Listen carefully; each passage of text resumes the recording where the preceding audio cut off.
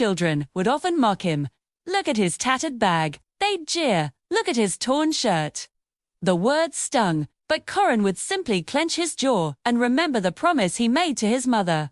They laughed today, he thought, but tomorrow, I will make them believe.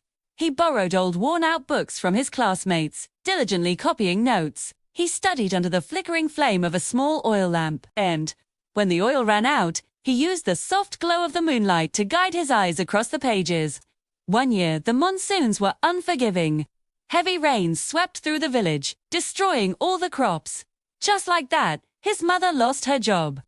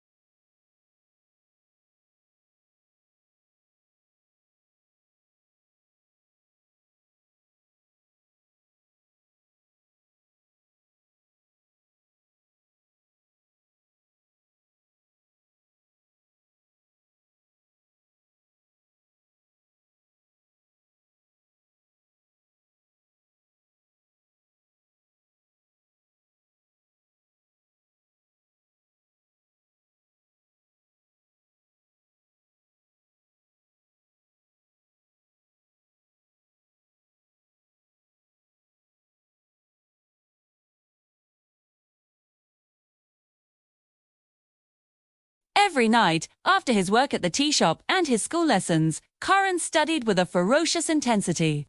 He fought against the heavy pull of sleep, his head dropping onto his books only to be jerked awake by his own determination.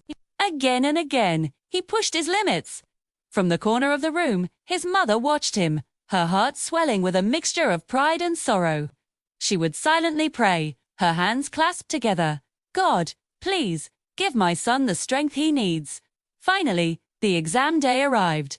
Corin walked into a large, imposing hall, filled with children in crisp, clean uniforms. They held shiny new pens and wore fancy watches. Corin clutched his single worn-out pen, took a deep breath, and closed his eyes. He didn't think about the other children or the grand prize. He just whispered to himself, I am ready.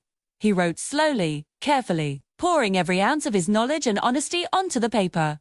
He wasn't writing to win. He was writing to honor his promise, to give his absolute best. The days after the exam crawled by, each one filled with a nervous anticipation.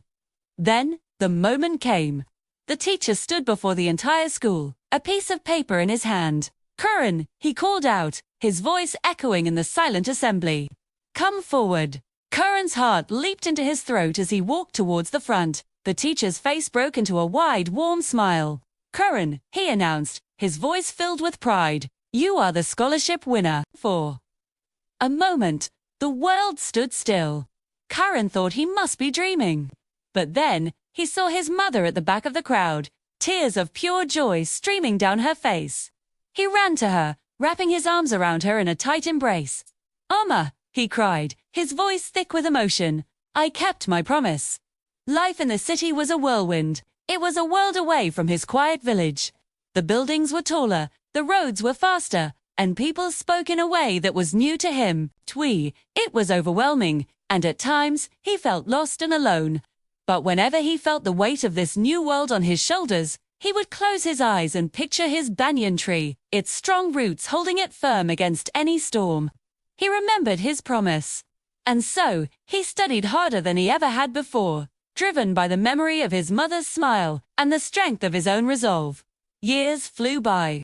One day, a car drove down the familiar dusty road, leading to his village. A respected officer stepped out, a man with kind eyes and a confident smile. It was Karan. He made his way to the old banyan tree, which stood as majestic as ever. He placed his hand on its rough bark, a sense of gratitude washing over him. "You taught me to stay strong," he whispered. He didn't just return as a success story, he returned to create more.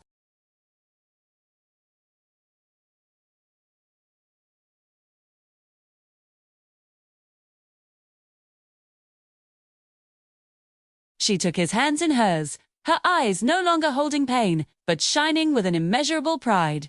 "My son," she said, her voice soft but clear. "Today, I have no more tears left. Only pride." Karan smiled, squeezing her hands gently. "That's because you never stopped believing in me, Omar." Tease. In that shared smile, under the quiet gaze of the banyan tree, was the true victory, a promise fulfilled, a mother's faith rewarded, and a future bright with hope for generations to come. Thank you for watching. Remember to subscribe for more stories that inspire.